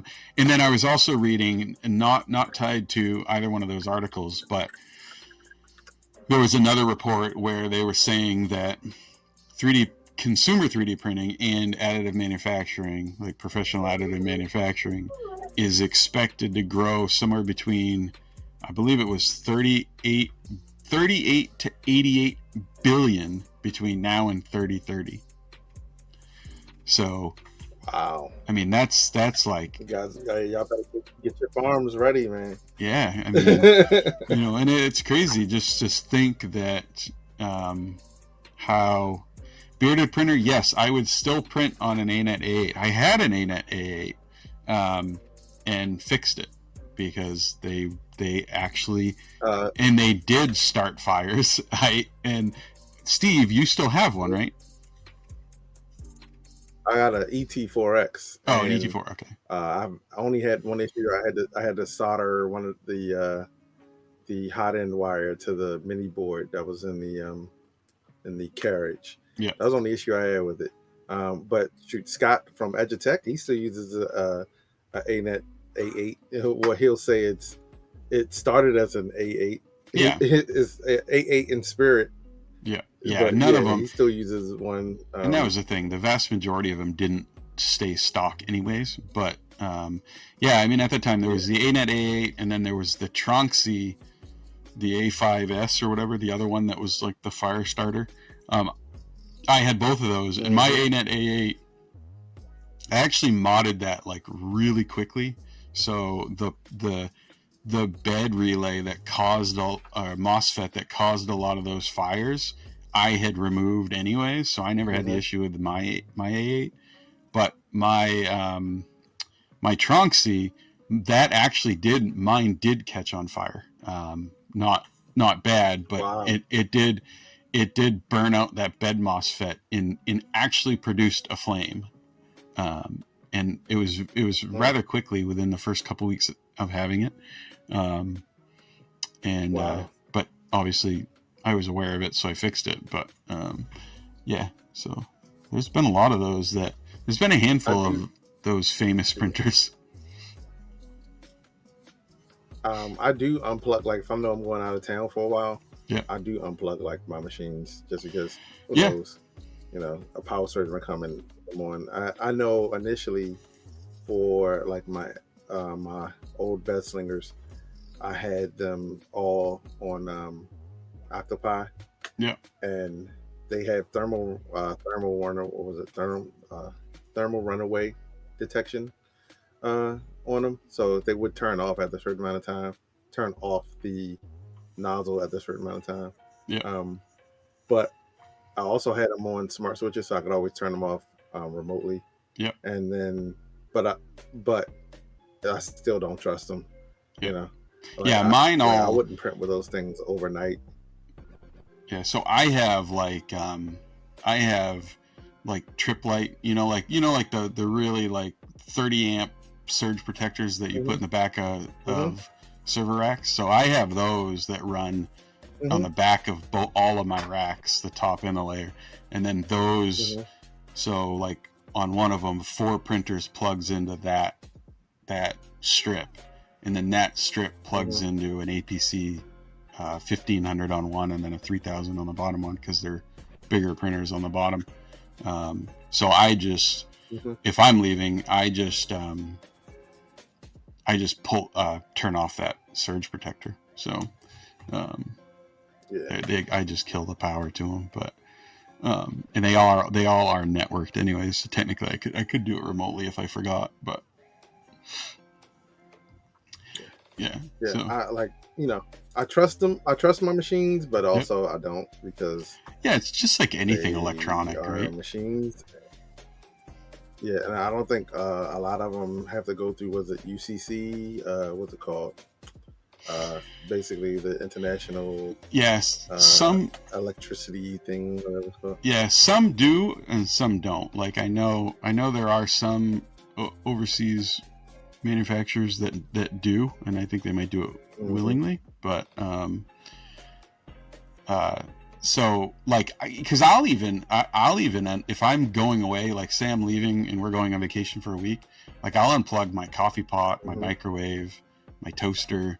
Like I'm the same way. Yeah, I'll unplug all the things that like I obviously leave my fridge plugged in, but I'll usually unplug all the unnecessary electronic things, because why leave them plugged in? But, Yep.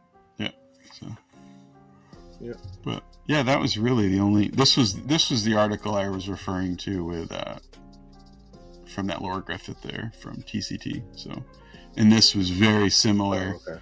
This is very, very similar information that Denise's article. It was Denise, and it was co-written with Denise and another person, Arla something, but for Tom's Hardware. Okay. But very, very similar information. It's not surprising at all. Yeah. Now, and I thought that like some companies were gonna do like some rebates or something if you bought a machine during that time period. I may be making that up. But I thought like some companies were gonna like try to balance it out. Yeah, I never heard anything about that. I was, because I pre-ordered my Centauri Carbon before any of the tariff, like months before any of the tariff stuff. And I remember when that all hit, everybody was nervous that was in the pre-order for the Centauri, whether or not they were going to get hit with a bill, like, oh, you have to pay $100 more because of shipping or tariffs, but I don't know of anybody that did for any it'll printer. Never go back to that. Yeah, it'll never go back to that, and we'll talk about it like when we're old. Like, remember when you had to pay an extra $1,000 for a printer? Well, somebody, I've heard a bunch of people say that they get hit with this this like FedEx or UPS thing after the fact, where they bought something, got it delivered, and then FedEx or UPS is coming back and saying you now owe a bill. I thought it was a scam. Because you didn't pay enough for shipping. Yeah, I thought it was a scam, and I'm like, that's gotta be a scam. But I found out it's actually legit. It happened to, I think, Knackers. It happened to Knackers. And it's a legit thing. I found out, I know a couple other people, non-3D printed related, that ordered something, got it, and they got the same thing, and they had to pay, it was like $80 or something. And I don't know if it's related to tariffs and shipping and all that, but I had just never heard of that before. I don't know if it was a thing that was new, or if it was, but if anybody in chat has seen that or heard of it, or had it yourself, let us know. I've heard it Yeah. before. Yeah, I've heard it before. Yeah. But I think Knackers, I don't know if he said how much it was. I think he said it wasn't a lot, but it might have been like $80 or something. But a bunch of people that when he posted it, a bunch of people were like, that's a scam, that's a scam. And he's like, no, it was real. Like it was FedEx.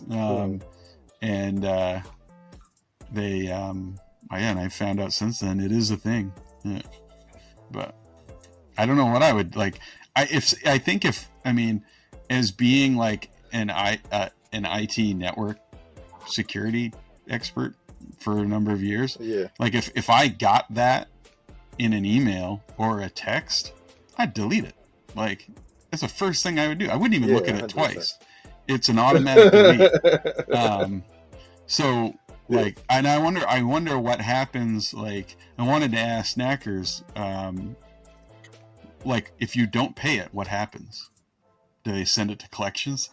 Do they like? They probably do.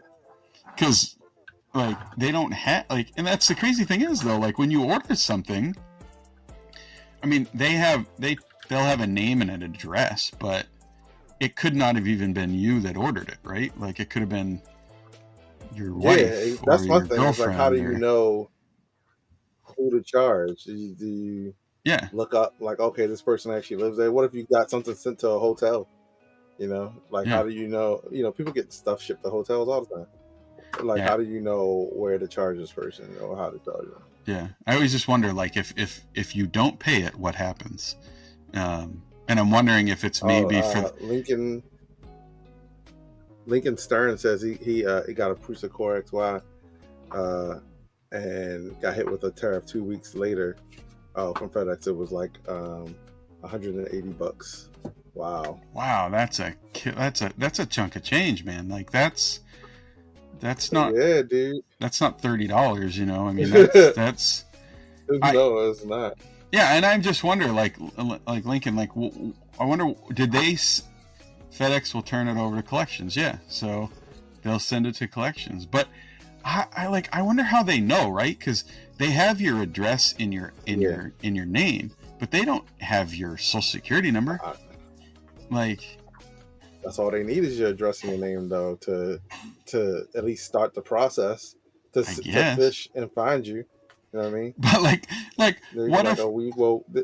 what if your granny lives with you and your granny ordered something and got it shipped, and now you get a collection bill because your granny didn't pay the $180 tariff? Like I don't know. They better send it to granny. I'm like, you got to snitch on granny. Like, she lives here. Yeah, she does not live at my house. She was visiting. But it's just crazy. You got the wrong one. Yeah. So they pay. Yeah. It just I don't know. It just seems not okay to me, because like you buy something and you agree to a shipping cost, right? And then they just surprise you after the fact, like at $180, depending on what. Oh, it definitely seems underhanded. Yeah, like at $180, depending on what it was, that may determine to me if I say the hell with that, send it back, right? So, take it back. Yeah, they said they pay the tariff on your behalf. It's in their shipping policy, the fine print. So yeah. So I guess that's what's happening. They're paying it on your behalf, and then wind up charging you for it on the back end. Yeah, like that. Here's the thing: are they upcharging you because they paid it? Because then that, companies are famous for upcharging. They're like, well, there's also a tariff fee that we attached, which is like another 30% upcharge. Yeah, because and you have no way of knowing, right? And you didn't agree to that when you purchased it. So I don't know. It just seems wildly wrong to me. Like it seems very unethical. And at $180, depending on what that item is and whether I really want it, at $180, it may irritate me enough to where I'll be like, screw you. Take it back. I'm not paying that. You return it, and I'm not paying the return shipping either. Like, I don't think so. Because that would irritate me. It's like a principle thing at that point. Yeah, like TechKeeper says, I've seen tariff Yeah. fees on international orders. It's made him decide not to order it, and I've done that too. Like I've looked at stuff and been like, oh, there's this wild shipping cost, and I'm like, no, I'm not doing that. Right? I'm not gonna pay more in shipping than the part or equal, or so I'll just say no. But I know another guy who he just ordered one of those mini trucks from China. Oh, the K truck. Yeah. Yeah, and the like added fees, shipping and tariffs was almost as much as the truck itself. And I was like, at that point, I would have probably been like, yeah, I'm not doing that. Like, right? I would not pay. There's a lot of them in the States now. I would have just probably like, let me just go find one in the States. Yeah. There's a dealership in California that does a bunch of them. See, Like, I've always wanted one. Buy locally, and yeah, I do too. I've always wanted one, but about 5-6 years ago, Maine passed a law, and now they're illegal. You can't register them and drive them on the roads. Oh, that sucks. So you can only drive them, and it's like, come on, Maine, like, you need money. This is money. Like, you get money for you charge us excise tax every time we buy a vehicle, and then we have to pay to register the thing. We have to pay to insure the thing. We have to pay crazy amounts for our plates.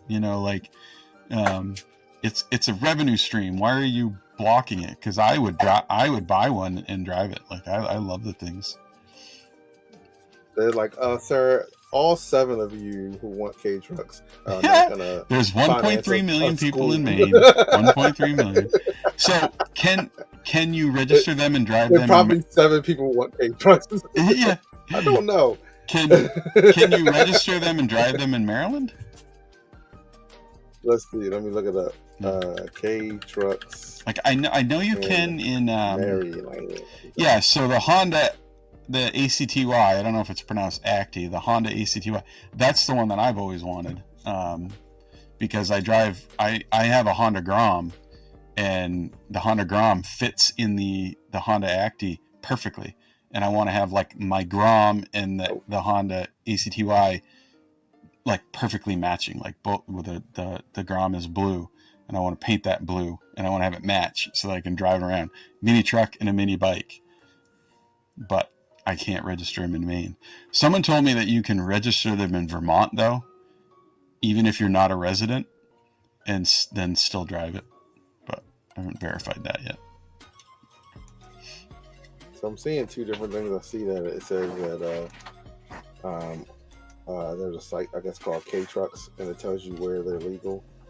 It says Maryland. Hold on, I see Rhode Island on the list for sure. Hold on. Rhode Island has proposed a law to formalize its ban. Oh, never mind. I thought it was like, it may be possible. Like, no. Let's see.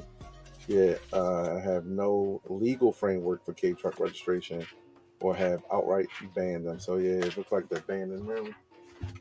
Yeah, it's crazy though. Like, I mean, the puppy's in here right now, and this dude is cleaning underneath my shelf. Like, I don't know what is under there, but he's pulling out all stuff I didn't even know was under there. Well, we are 1 past 10 p.m. So we are past our time. Wow. So yeah, we should be wrapping up. Yeah, it was fun, guys. I know we. If you're in my chat, how about you guys go join Moji's chat? That way he can raid out the song. All right. Yeah. I don't think there's many people on. Where do you guys want to raid? Let's see. Let's see who is on. It's usually Big Jano. Who is there? He's on. I say raid Jano. Yeah, we'll raid. Let's see if Adam might be on. No, Adam's not. Let's see if Adam's on real quick. Yeah, he's not. Okay. Yeah, it's a very big Jano. All right. But yeah, everybody go join the chat. Oh, we could raid into, because I think Jano is going to be off soon. He usually ends right around this time. Is Zombies starting? Because we could, let's raid into Zombie because I think Jano usually ends right around this time. All right. That's Cool. fine. Thanks everybody for coming and hanging Yeah, out. thanks, man. We appreciate it. Hey Liz. Yeah, we appreciate you guys hanging out. And we will see you next week. We have a guest next week, so yes, should be fun. Should be interesting. But like I said, a matter of fact, let's see. I don't know if anybody's with me. I'm gonna start raid from my channel to Corey's, and then we would definitely. Did you already start your raid on your side? Yeah. All right. It's gonna be. You guys gonna get a double whammy. Double whammy if it happens.